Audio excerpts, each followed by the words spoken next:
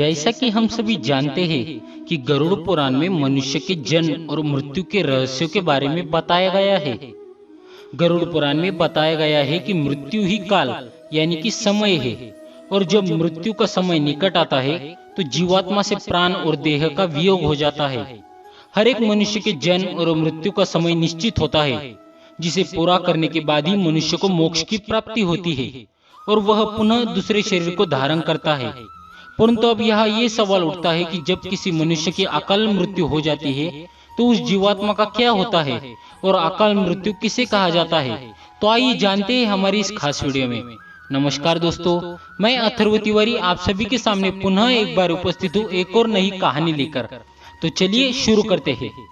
दोस्तों, गरुड़ पुराण में बताया गया है कि मनुष्य के जीवन का 7 चक्र निश्चित होता है, और यदि कोई मनुष्य इस चक्र को पूरा नहीं करता है, अर्थात जो अकाल मृत्यु को प्राप्त हो जाता है, उसे मृत्यु के बाद भी कई प्रकार के कष्ट भोगने पड़ते हैं। परंतु सबसे पहले ये जानना आवश्यक है कि अकाल मृत्यु क्या होता है, अर्थात किस तरह की मृत्यु को गरुड़ पुराण में अकाल मृत्यु की श्रेणी में रखा गया है। गरुड़ पुराण के सिंहासन लोकन अध्याय में बताया गया है कि यदि कोई प्राणी भूख से पीड़ित होकर मर जाता है, या हिंसक प्राणी द्वारा मारा जाता है, या फिर गले में फांसी का फंदा लगाने से जिसकी मृत्यु हो जाती है, अथवा जो विष तथा अग्नि आदि से मृत्यु को प्राप्त हो जाता है, अथवा जिसकी मृत्यु जल में डूबने से हो जाती है, या जो सर्प के काटने पर मर जाता है, या जिसकी दुर्घटना या रोग के कारण मृत्यु हो जाती है, वह अकाल मृत्यु को प्राप्त होता है। लेकिन दोस्तों, गरुड़ पुराण में आत्महत्या को सबसे निंदनीय और घृणित अकाल मृत्यु बताया गया है।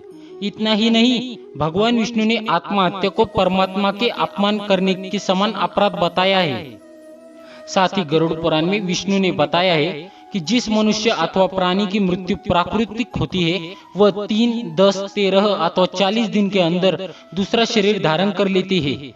किंतु जो व्यक्ति आत्महत्या जैसा घृणित अपराध करता है, उस प्राणी की जीवात्मा पृथ्वी लोक पर तब तक भटकती रहती है जब तक वह प्रकृति के द्वारा निर्धारित अपने जीवन चक्र को पूरा नहीं कर लेता। ऐसी जीवात्मा को ना तो स्वर्ग लोक की प्राप्ति होती है और ना ही नरक लोक की। जीवात्मा इस अवस्था को अगति कहा जाता है।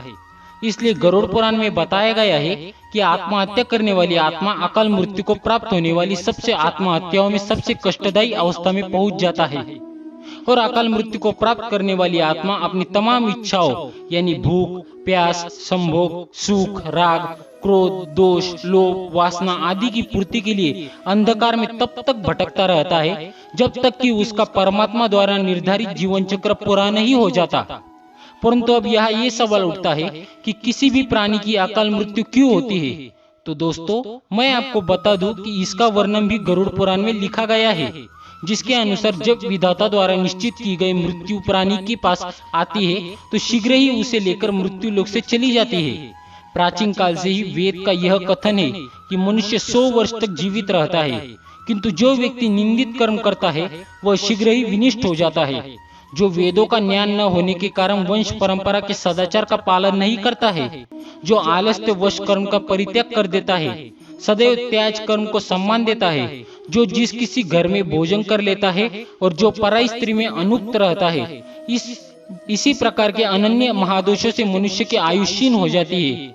श्रद्धाहीन, अपवित्र, नास्तिक, मंगल का परित्याग करने वाले, परद्रोही, असत्यवादी ब्राह्मण की मृत्यु अकाल में ही यमलोक ले जाती है। प्रजा की रक्षा न करने वाला, धर्माचरण से हीन, क्रूर, व्यसनी, मूर्ख, वेदानुशासन से पृथक और प्रजा पीड़क क्षत्रिय यम का शासन प्राप्त होता है। ऐसे दोषी ब्राह्मण एवं क्षत्रिय मृत्यु के वशीभूत हो जाते हैं और यम यातना को प्राप्त कर लेते हैं। जो अपने कर्मों का परित्याग तथा जितने मुख्य आचरण है उनका परित्याग करता है और दूसरे के कर्म में निरत रहता है, वह निश्चित ही अकाल मृत्यु को प्राप्त करता है। और जो शूद्र, द्विज, सेवा के बिना अन्य कर्म करता है, वह भी निश्चित समय से पहले यमलोक जाता है। ये तो हो गई अकाल मृत्यु और उससे मिलने वाली कष्टों की बात। चलिए अब हम जानते हैं कि अकाल मृत्यु के बाद कौन सी आत्मा किस योनि में भटकती रहती है। गरुड़ पुराण में बताया गया है कि जो पुरुष अकाल मृत्यु को प्राप्त करता है तो वह भूत, प्रेत, पिशाच, कुष्मांडा, ब्रह्म राक्षस, बेताल या क्षेत्रपाल योनि में भटकता रहता है। जबकि कोई स्त्री अकाल मृत्यु को प्राप्त होती है तो वह भी इसी तरह की योनि में भटकती रहती है, लेकिन उसे अलग अलग नामों से जाना जाता है। जैसे कि यदि कोई नवयुवती स्त्री या प्रसूता अकाल मृत्यु को प्राप्त होती है तो वह चुड़ैल बन जाती है। वही जब किसी कुंवारी कन्या की अकाल मृत्यु हो जाती है तो उसे देवी योनि में भटकना पड़ता है। इन सब के अलावा गरुड़ पुराण में अकाल मृत्यु के कारणों से मृत आत्मा को शांति हेतु कई तरह के उपाय बताए गए हैं। गरुड़ पुराण में बताया गया है कि अकाल मृत्यु को प्राप्त करने वाली आत्मा हेतु उनके परिवारजनों को नदी या तालाब में तर्पण करना चाहिए। साथ ही मृत आत्मा की इच्छा की पूर्ति के लिए पिंडदान अथवा सत्कर्म जैसे दान पुण्य अथवा गीता का पाठ करवाना चाहिए। ये कार्य कम से कम 3 वर्ष तक चलते रहने चाहिए। साथ ही इन वर्ष आने पर भूखे ब्राह्मणों बालकों को भोजन भी कराना चाहिए ताकि मृत आत्मा को जल्द से जल्द मुक्ति मिल सके। वैसे दुर्घटना, रोग या अन्य किसी भी प्रकार की अकाल मृत्यु को रोकना तो हम इंसानों के वश में तो नहीं है, लेकिन आत्महत्या को हम रोक सकते हैं।